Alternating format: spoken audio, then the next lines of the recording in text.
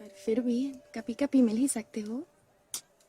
उतना नहीं जी, वही दुनिया दे झमेले, नौकरी ढूंढो, पैसे कमाओ, घर बसाओ। नमस्कार मंडळी. बालपणापासून जपलेली मैत्री आता पन्नाशीच्या पुढे गेली.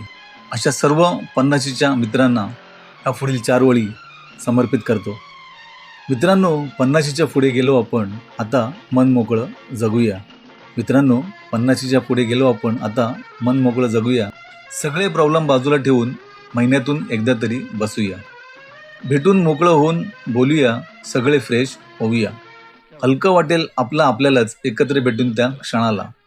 जुन्या आठवणी आणि गप्पा गोष्टी सोबत 2 पेग रिचवूया. झालात जास्त पेग जरा तर एकमेकांना सांभाळूया.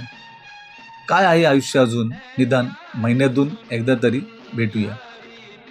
नको पहिल्यासारखी लांब पिकनिक, जवळच कुठे बसून तेवढा आनंद लुटूया.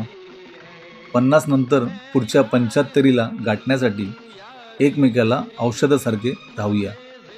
काय होतंय काय नाही एकमेकांना सांगूया.